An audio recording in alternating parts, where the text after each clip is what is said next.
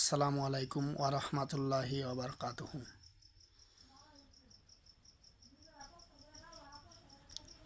আমি আজকে একটা হাদিস বলবো যে আব্বাস রাদিয়াল্লাহু আনহু থেকে বর্ণিত। নবী করিম সাল্লাল্লাহু আলাইহি সাল্লাম বলেছেন যে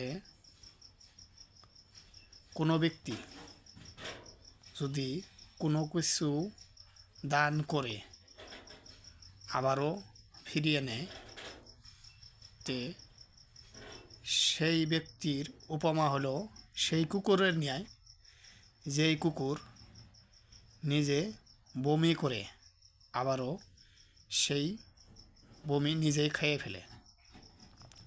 তে